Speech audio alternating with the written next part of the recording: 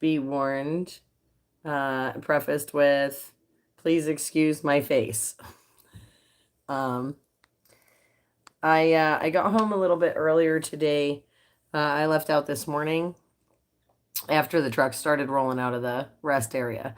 So, for those of you that were watching last night when I pulled over on I-80, there was a lot of sleet and yucky garbage that I didn't want to drive through. And a lot of people were like, please make sure that you do another live when you get home. Let us know that you made it safe. So, I did make it safely home. Once I was home, I wasn't safe apparently, but and it's my cat. So nothing bad, like so to speak. Just my cat um being a mom. She so so backstory. My mama cat that had kittens last year just before the like just before Christmas. She had another litter about 4 weeks ago. And she is really, really good about me with the babies and stuff like that usually. And I have her separated in my office. That's where I'm at right now, my office at home. And I have her separated in here with the babies so that the other cats don't bother her. And so she doesn't chase them because she is a very, very protective mama, which is to be expected because they're absolutely gorgeous little babies. But my son, one of my sons opened the door to my office and startled her. So she attacked him, and then I was calling her so she would like calm down. And she stopped attacking him, but she was running back to the babies, and she decided to do it by running up my leg, up my face, and over my head.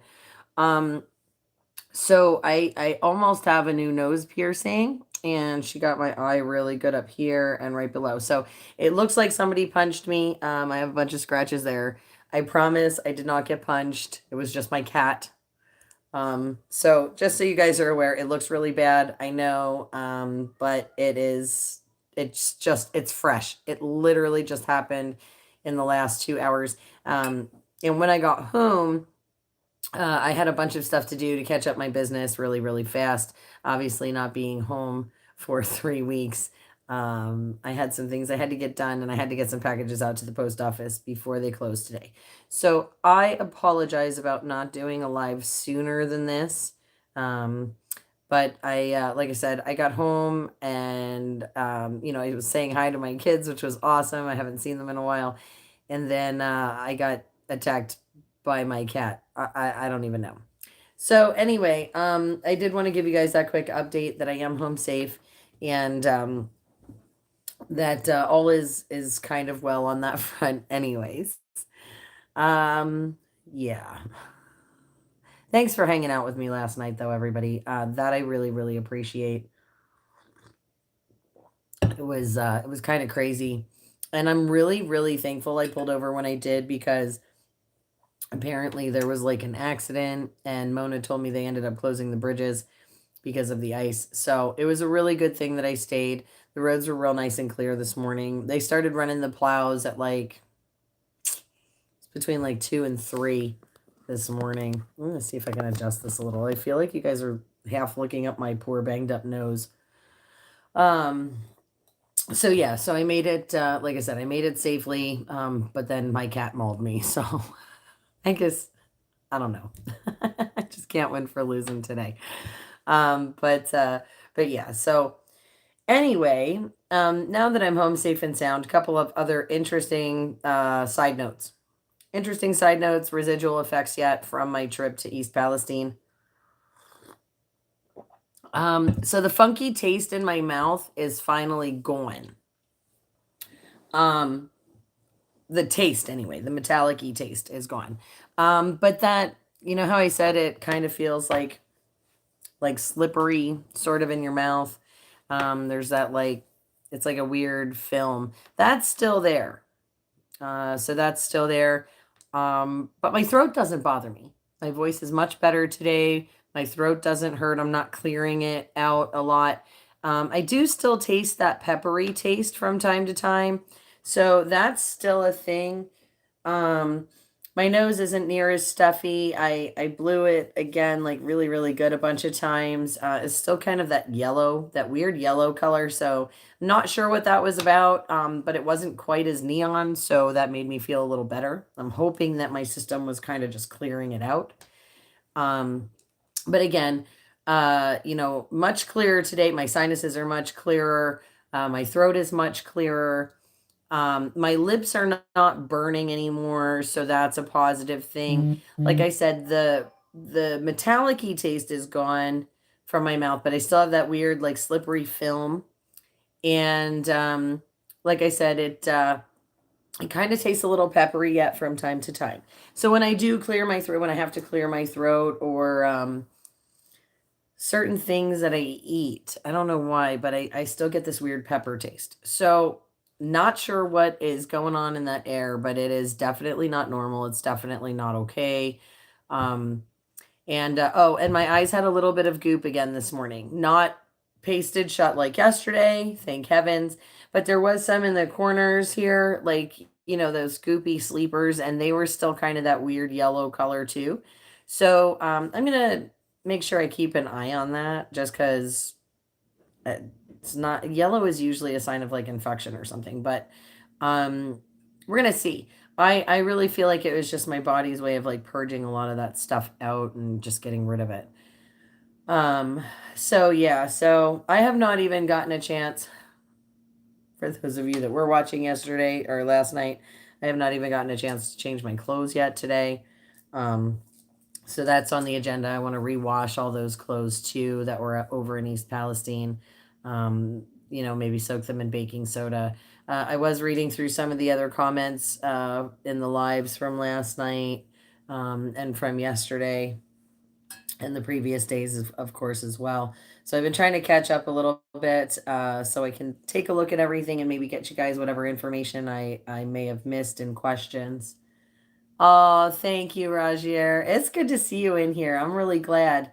And actually, the stuff that I've been covering this weekend is super important to cover because this train derailment with this controlled burn released all these toxins, and like the mainstream media doesn't even want to cover it. The EPA is telling people that the water in the air is safe, and I'm here to tell you it absolutely is not.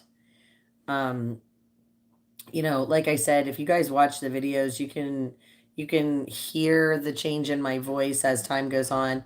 Like I said, my throat feels so much better today. And I am, like I said, no longer have that disgusting taste, but that taste, I mean, it just like it's indescribable. Um, Now, one of the other things, so when people were talking about changing the air filter in your car, um, like that's not even a joke. So one of the things I did notice this morning, especially because, obviously it's a new day. I was in a totally different area last night. My car had plenty of time to like air out anything or whatever. Um, but when I was driving down the road today, um, as I was running the heater and I'm going down the road and the air's coming through the dash, and even if I had it on like low or whatever, um, I could smell the town. I could totally, totally smell the town. And it is so weird because I'm so far away. But that smell lingers. It's in the car. So the air filter is definitely going to be changed in my car. So it is not a joke. Whatever is released in the air and all of that, it is not a joke. It is disgusting. It lingers. It sticks. It stays. Um, yeah, that's what I'm gonna do. Jersey Dolphins. I already looked into priced them. They're only a couple of bucks. I just don't know how to get to it. So I'm gonna have to find somebody to do that for me. Um, because like I said, it's ridiculous. Now, as far as FEMA goes, from what I understand, because they won't declare an emergency disaster, FEMA can't go in and help, is what I'm understanding. So it's the government's failing to do their jobs for their citizens. And that's really what this comes down to because the way I understand it, they're being paid money from the railroad and those trains are still running. They can't run if there's an emergency uh, declaration, disaster declaration thing, whatever you want to call it for the town.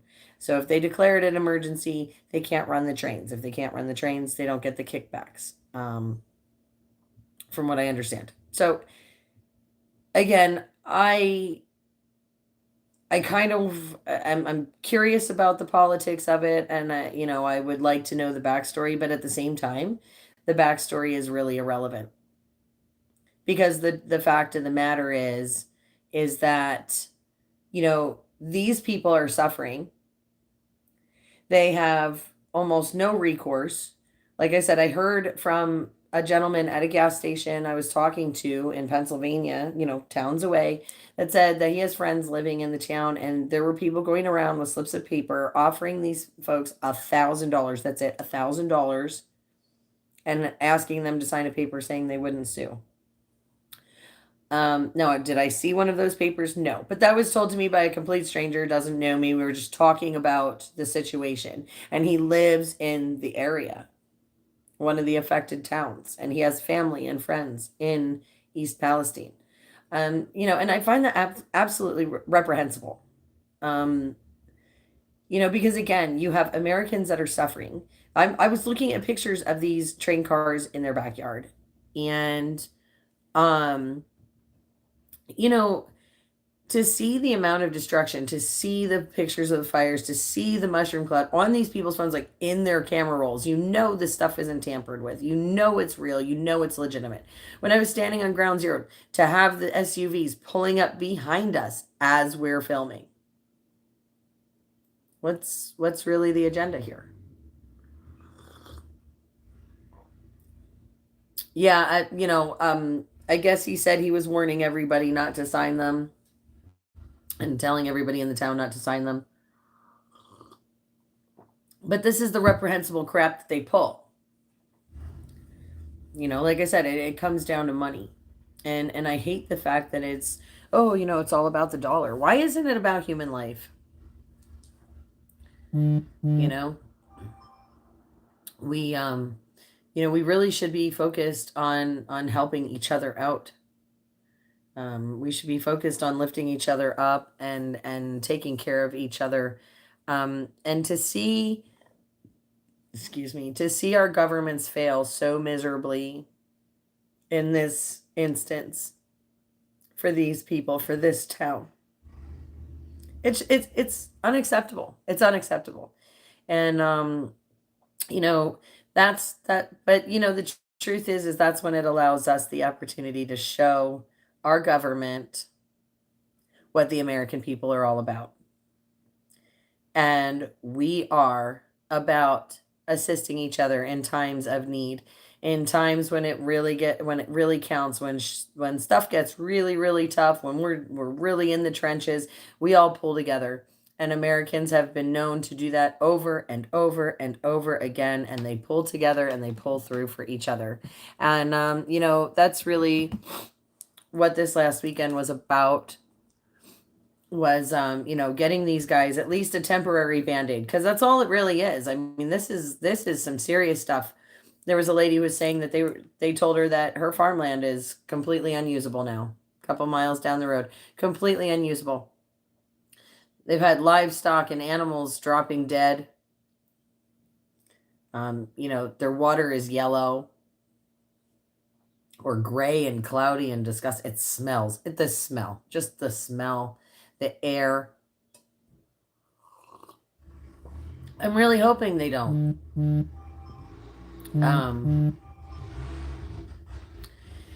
You know, they really, and it's the truth is, here's the part that sucks. The part that sucks is it's not the conductor's fault. It's the people above him. It's these people making these policies that allow this kind of stuff to happen. You know, and It's just a shame. Like I said, it comes down to corporate greed, is what it comes down to. It comes down to greed. Everything always comes down to greed. You just follow the money and you figure out where it goes. And that's how, you can read the story from there. And it's just such a shame.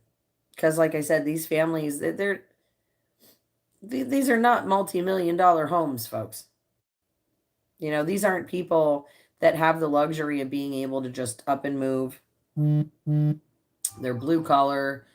Um, they're blue collar workers. They go to work every day. They send their kids to school. They want to enjoy their lives, have their businesses and their jobs and their families, and that's it. They want to be left alone. They didn't ask for this. Um, and it's certainly it's heartbreaking. Oof, man, guys, I am really sorry. Like my cat, like I said, she got me. Look at that in my hairline. That my eye is so bad. It hurts so much right now, and my nose. I swear I have a nose piercing, and it feels like my nose is still just running. I'm miserable right now. But I can't even be mad at her. She's so cute and she's so beautiful and she's such a good mama. And she's got such gorgeous babies. Yeah, this was my cat. My cat did this to me. I made it home fine through the snow, through the weather, all that stuff, pulled over last night, spent the night at the rest area. It was not ideal, but lucky for me, I really do try to keep my gas tank always above half. Yeah, bar fight. It would have been a much better story if it was a bar fight, but really, no, it was just my cat. But yeah, like I said, luckily I had almost 3/4 of a tank of gas last night. It was really cold. So like I said, I spent the night in a rest area off I-80 on my way home from Ohio. Um, you know, that's a really good question, Rajir. Centralia, for those of you that don't know, is actually located in PA. Oh, my nose is bleeding again. Awesome. Sorry, guys. My nose is bleeding a little. So, but anyway, Centralia, for those of you guys that don't know, Centralia has been on fire for many, many years. And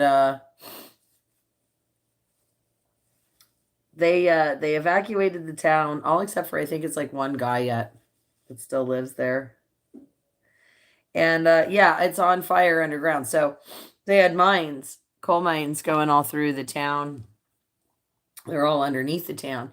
And the mines had caught on fire a long, long time ago. And because it's coal and it all runs through like it does, the whole thing is on fire underneath.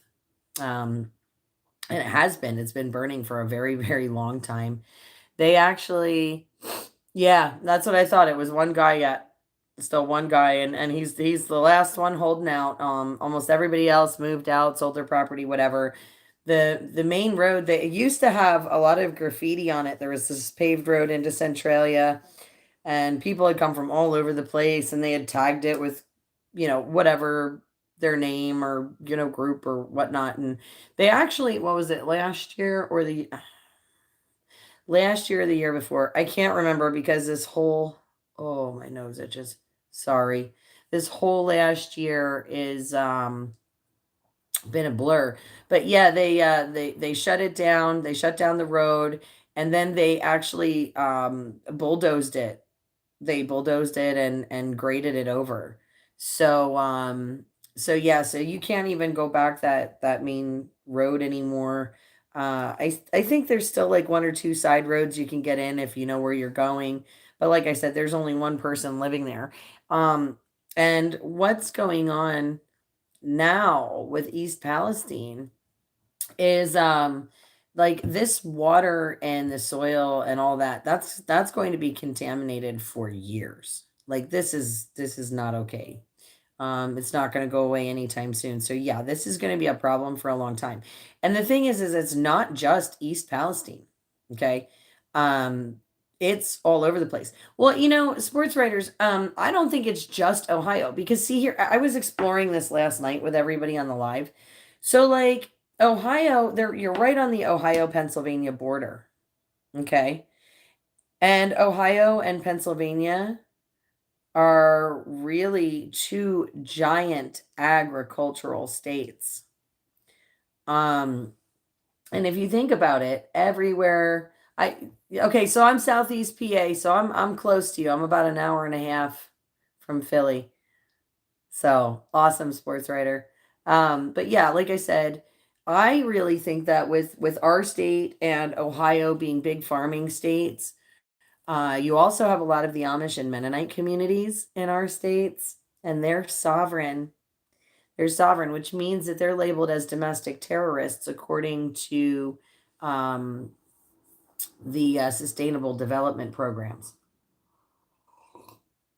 And they're a domestic terrorist because they don't take anything from the government. They don't pay any taxes or anything either. So they don't pay any taxes. They don't take anything from the government. But what they do is, they are self-sustaining. They're self-sustaining people. And when you are a self-sustaining people inside of a country, you are then considered a threat because you don't need the government to take care of you. So therefore, you are somebody that they want to watch because they can't control you as easily as they can control the rest of the citizens. It's a uh pretty simple thing there. And it's kind of wild. Like I actually, and here's the thing, I never even knew that until I discovered like really started delving into income taxes. This is how I got there. I had really started getting into income taxes and the illegality of them is the word I'll use because they are completely illegal. And income tax didn't even exist until after World War II. So, fun fact for you folks, but it is completely illegal. Okay.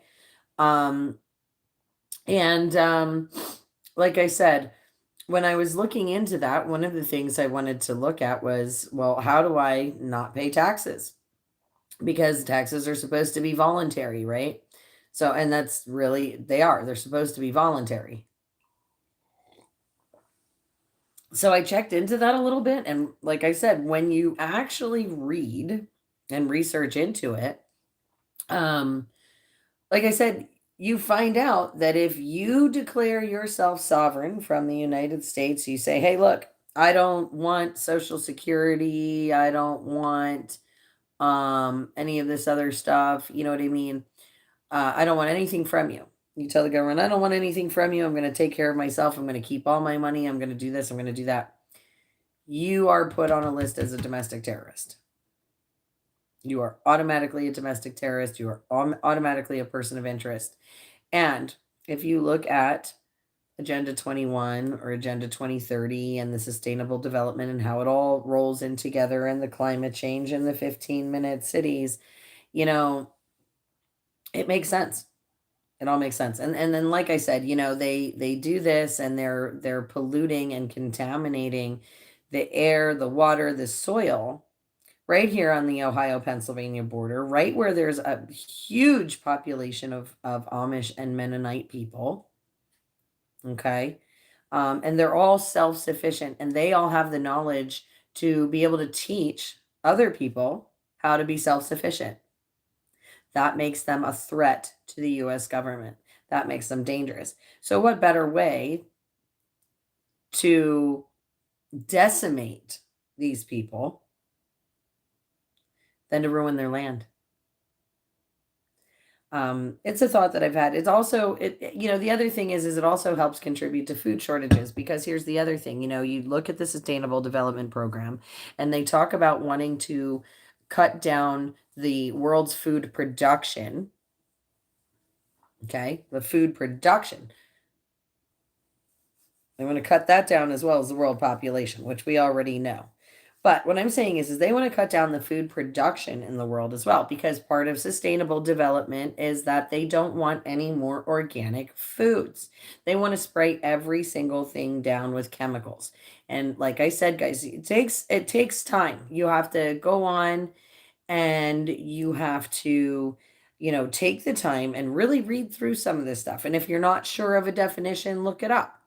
This stuff does take time to educate yourself, but I promise you, it is worth every minute of your time to look into this, because they literally hand you everything that they're going to be doing, and they tell you, they give it to you play by play.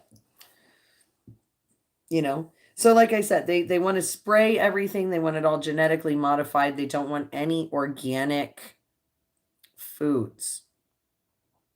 Okay, that's part of this. So again, yeah, they do want us to eat insects. So they have cricket farms in Canada. They have them all over the place, and they actually were passing legislation that anything that is like a regular white flour or whatever, they can substitute so much. I forget what the percentage is, but they can substitute that percentage with dried cricket powder. Um, it's pretty disgusting, actually. But yeah, they can substitute it in, and I don't even know if they have to like tell you about it. I don't know. But like I said, we have this train derailment. It's right there. It's like right in the middle of all the farm country. Because I mean, if you think about it, the air can go a little bit to the left of the country, which puts you right in the bread basket, right in there. A little bit to the right, you've got Pennsylvania. You've got that part of New York. That's the farming area of New York. You get Kentucky and Tennessee. It's all like I said, it's all kind of there. It's all kind of correlated. And again, huge populations of people who are sovereign, who are sovereign. So I have speculations about it.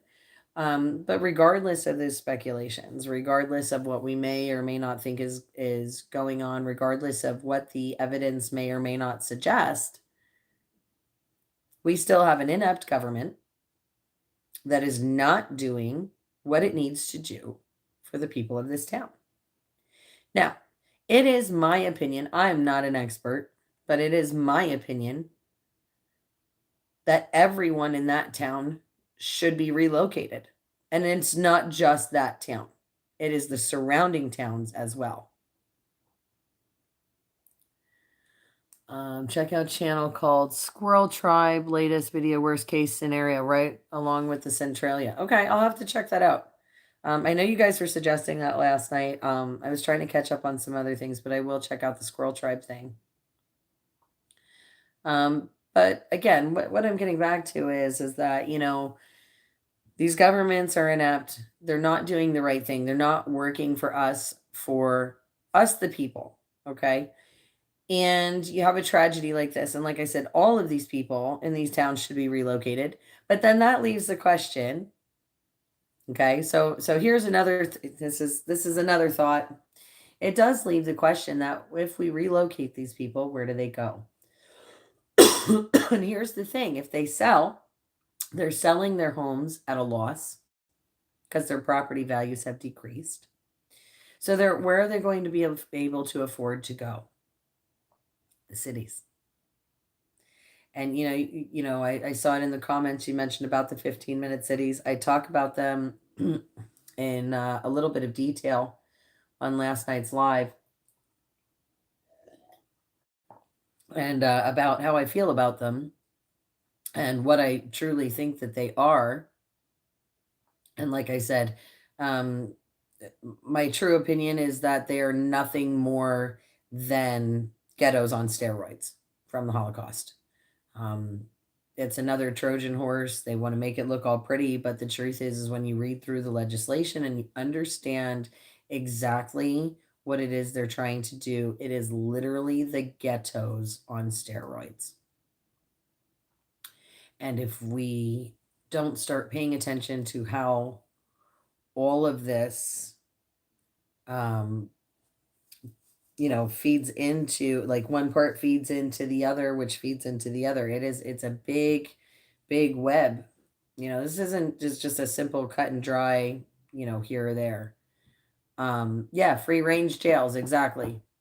That's exactly what they are. Free range jails. Like I said, one way in, one way out, so many passes a year, you get fined. Social credit score, your carbon footprint. Who the hell do they think they are to tell me I can or cannot go in or out? I mean, like what? I have to have my papers?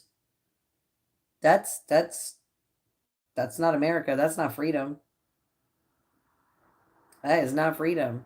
If you're going to put me on a social credit score and a carbon footprint, you're impeding my travel.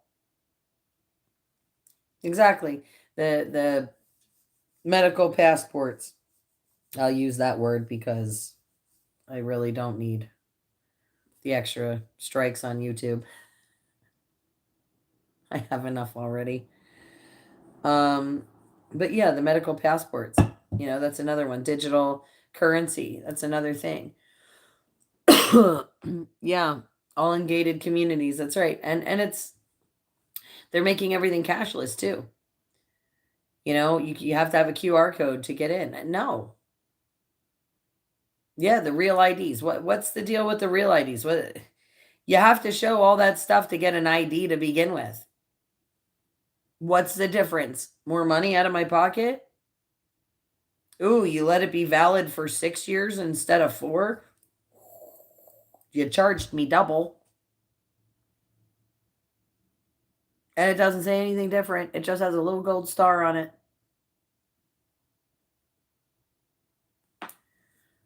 Um, it's important that we pay attention to everything going on. But more importantly, it's important. More importantly, we need to stick together.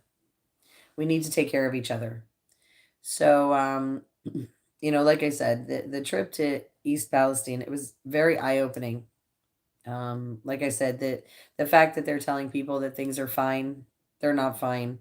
Like I said, it's 2 days. 2 days later, my throat is finally clearing up, but I'm still, again, I still had, a little bit of that yellow grossness. The taste is gone, but I still have that film in my mouth. Um, Springfield. Why should we visit Springfield? Did I miss something today or yesterday in the news while I was driving? I hope not. I actually used to live very, very close to Springfield. That place is very near and dear to me. But yeah, so today, later on tonight, I do have a meeting. We're going to be working on some stuff to uh, set up the next donation supply drive. We're going to be kicking around some things, talking to some of the people. Oh, I have the tunnels where the food is being stored. Interesting. Like I said, tonight we are going to be having a meeting and talking about what we can do to set up another another donation drive for East Palestine and the surrounding areas. So when we go back out, we want to make sure that we're hoping to bring even more stuff than last time. And it seems like oil, gas, mineral rights wants them to leave. In fact, yeah, I will. Like I said, I promise you guys, I will check it out. But again, we want to bring some more supplies back to these folks, but we also want to make sure that when we go back, like hopefully we have enough supplies that we can do a couple of the surrounding towns as well. Because what we took them as fast as we unloaded those trucks, that those supplies were getting loaded into their cars. There was one gentleman, he was there over 2 hours waiting, just for some water and some basic supplies. So excuse me. While there are still trucks coming in with water and things like that, those are all just, like I said, they're all more band-aids. We need to start looking at some more long-term type things. And folks, you got to remember, it's not just food and water that these guys need. Um, the smell from this place, these chemicals, literally. Okay, so just to give you an idea, they permeate everywhere. Um, so for example, I was wearing a tank top, a long sleeve shirt, a t-shirt, a flannel, and my sweatshirt. Okay. While I was in East Palestine.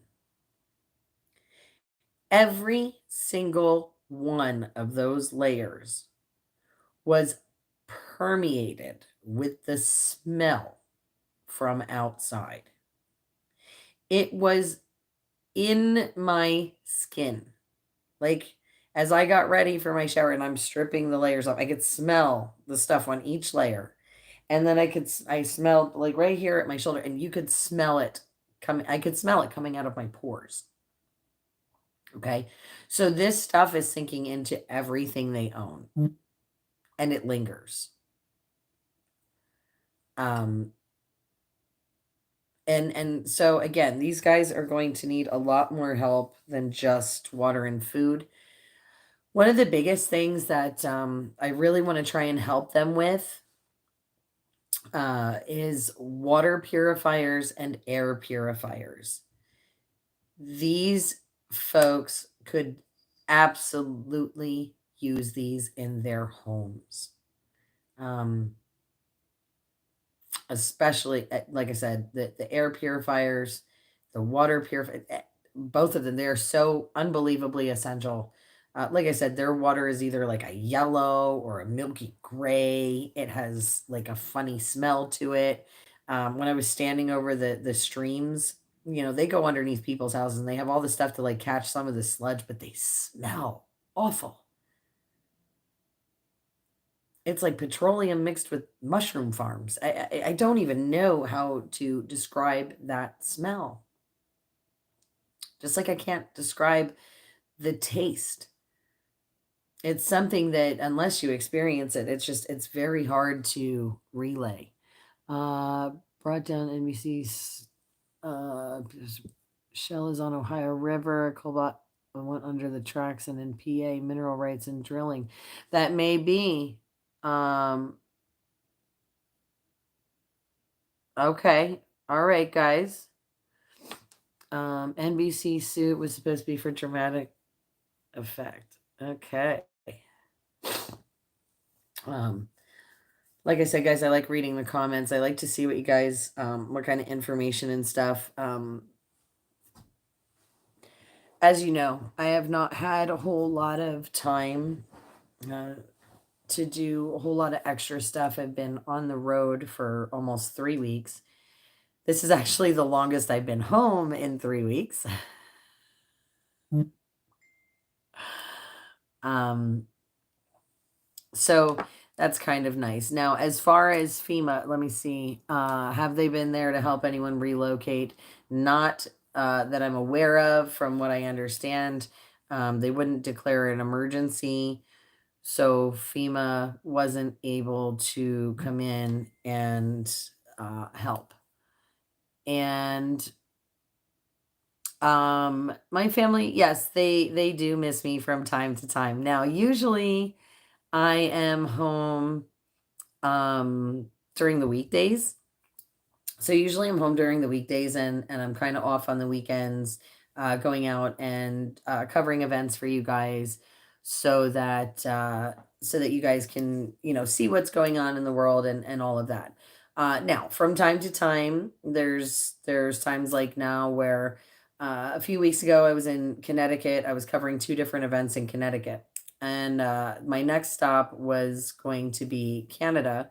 So rather than drive from Connecticut all the way home to drive all the way back to Canada, what I did was I drove from Connecticut to Canada. And then I was making my way down from Canada to go back home when when I had gotten stuck in a storm. Of course, we gotta love it. I got stuck in a storm, and I ended up staying overnight in Binghamton. And then I drove all the way home just to get the news that I needed to be up in Albany by, what was it, like 8 in the morning. So I was home for 2 hours, and I jumped back in the car and I drove up to Albany. And that's when I filmed all those donations getting loaded onto the trailer, because it was so important for all of us that worked together on all of these donations, every single group, whether it was Americans for America, the Patriot Beast, the Jersey Freedom Fighters here at Soup Mama Official, Agnes, any one of us.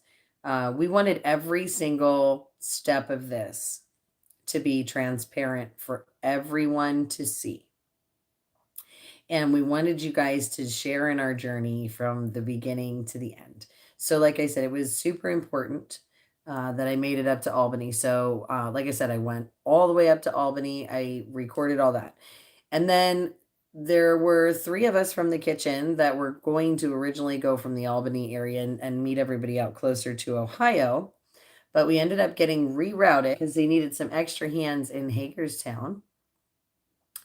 And so we went from Albany to Hagerstown, Maryland to help with the donation drives there and in Frederick the next day. And when we were in Frederick the next day, obviously we did all the shopping with the monies that were donated. And we went through, we picked up all kinds of different supplies and things for the people of East Palestine. We loaded all the trucks, and we took off from Frederick Sunday morning and made our way out to Ohio. And like I said, then we unloaded, we distributed, and of course, it was pretty late. So, and like I said, shower, washed my clothes because that was awful. And I left for home yesterday, but that storm last night just, like I said, I got caught. So I am really, really glad I pulled over, stayed at the rest area there off 80, because those road conditions were awful. And like I said, I didn't want to take a chance. I'd rather be at home safe and sound than not get home at all. Now, as far as the tornadoes, yes, I did hear about the tornadoes in Oklahoma. That is something that is on the discussion board. But we're gonna do what we can. And I don't know that I'll be able to drive all the way out to Oklahoma after just being in Canada and Ohio. But we will do what we can. Yes, I do post on social media. So my most active account is the Facebook page. I do social medias, but I do run all of them by myself right now. For the most part, I do all the posting, all the videos, all the lives, all the flyers, everything you see on any one of the social medias is me putting it there. So it is very, very time consuming, and I don't always have time to keep everything super, super current. But the Facebook and the YouTube are the two most active accounts. Our Telegram account is very active as well. But that one's mostly like information and flyers. There's two channels on Telegram. It's Soup Mama Official and Soup Mama's Table Talk. So those of you that want to chat or have discussion about any events or anything going on, or want to get in touch with us, please use Soup Mama's Table Talk on Telegram. If you just want the information, like just event flyers and things like that, it's Soup Mama Official. And that's across all platforms. So we're on Facebook, YouTube, like I said, Telegram, Twitter, Gab, Getter, True Patriots Network.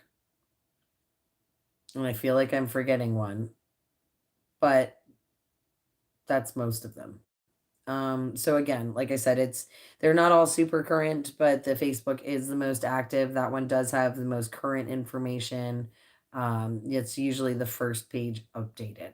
So if you guys are really, you really want to follow along and know what's going on, that is the page to check out. But you can always stay tuned here on YouTube. This is also one of my most active accounts, and Telegram for those of you that don't like either one of these. Now on Telegram, you don't get any videos necessarily unless I post some links to come here to YouTube. I don't really do lives off of any of the other platforms yet. I will learn it though. I will. We're getting there slowly but surely. So everything, It just takes time. And like I said, I'm one person, so I am kind of looking for some help for social media at some point.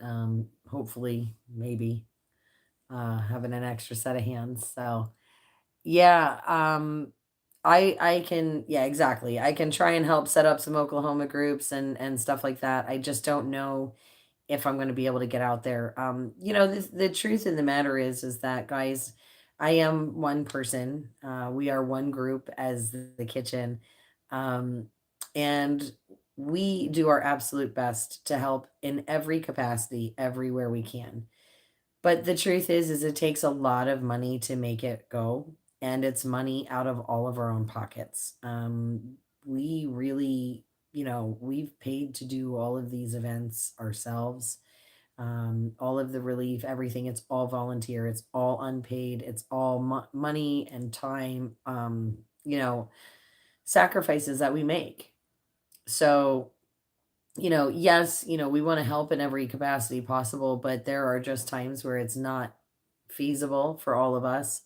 But if and the truth is guys, if you see something that you want to try and set up, some help for people or whatever, and you need some help doing it, we have no problem with you reaching out to us, and we will try and help you and give you some resources or get you in touch with the people that you need. And if you need to get a hold of us, please, soupmamaofficial@gmail.com. You're more than welcome to email us anytime. It might take me a couple days to get in there just because, I do a lot of the email checking myself, just like the social medias. But I promise you, I will get to it as soon as I can.